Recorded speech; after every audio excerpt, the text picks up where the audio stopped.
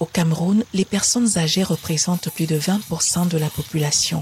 Celles-ci vivent dans des conditions très précaires à cause de la faiblesse de leur niveau de revenus et surtout de l'isolement social. Et ce sont en général des personnes qui, pour la plupart, sont assez vulnérables, un peu comme les femmes et les enfants. Donc, du coup, nous avons affaire ici à une tranche de personnes qui est en train d'entrer en une phase assez délicate de leur vie. On parle ici de la retraite, on parle ici des arrêts de leurs activités. Et parlant des arrêts de leur activité, automatiquement, on aura aussi un manque ou alors même une absence totale de revenus, ce qui va affecter, on va dire négativement, leur train de vie. Accusés de sorcellerie, d'être des personnes inutiles, voire gênantes dans bien de familles, le quotidien des personnes du troisième âge est très difficile. Ça fait peur aux gens. On te craint. C'est ça. À Bethany Viacam, une maison de retraite pour personnes âgées, créée dans les années 80 par une sœur religieuse au quartier Nkolmeseng à Yaoundé, une vingtaine de vieillards invalides et abandonnés par leur famille y vivent. Quand je suis arrivée ici il y a 14 ans, j'étais très malade, très paludienne. La bergère disait que je n'allais pas faire une semaine. Mais je suis là depuis 14 ans. Donc, autant que faire se peut, on nous apporte ce qu'on nous donne. Comme cette pensionnaire, ils sont nombreux ici ceux qui vivent uniquement des seuls dons qu'ils peuvent recevoir des donateurs. Les subventions accordées par l'État s'élèvent à 300 000 francs CFA par mois. Et selon les responsables, cette fréquence n'est pas respectée. Aujourd'hui, cette maison de retraite qui accueille une vingtaine de vieillards essaye de redonner une seconde vie à ces personnes délaissées. Mais faute de moyens, Bethany se meurt.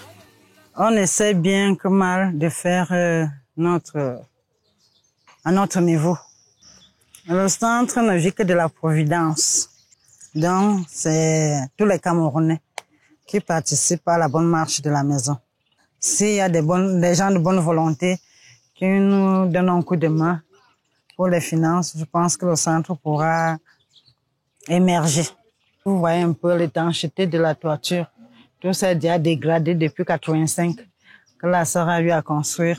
Tout ça, c'est en train de s'effondrer. Les actions de l'État sont très éphémères et il n'y a pas un véritable encadrement des populations vieillissantes. Abandonnées pour la plupart à elles-mêmes, ces personnes âgées sont devenues la cible privilégiée de divers acteurs parallèles qui tentent de leur apporter des réponses à leur situation. L'objectif qu'on s'est fixé, c'est justement une meilleure prise en charge des personnes âgées sur le plan médical. Parce qu'on s'est rendu compte que, notamment les personnes vivant avec le VIH, elles sont prises en charge gratuitement, mais elles meurent encore d'autres maladies chroniques telles que le diabète et l'hypertension. Ces maladies ne sont pas intégrées dans le circuit de prise en charge des personnes âgées. Donc nous militons pour qu'elles soient mieux prises en compte. Des campagnes sanitaires, des moments de regroupement entre personnes du troisième âge sont très souvent organisés par l'association Vieillir pour leur permettre de partager des expériences et se sentir moins seuls. Dès que je suis arrivée ici, j'ai vu la foule. Et dans notre groupe là-bas, là, on a dansé. Comme j'ai choisi la danse, j'ai dansé. Tout le stress là est parti.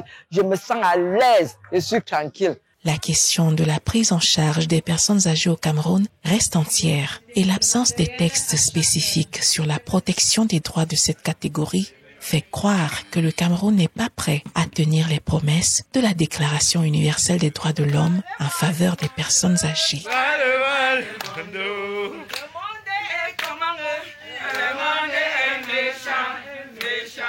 Nul ne voit son derrière.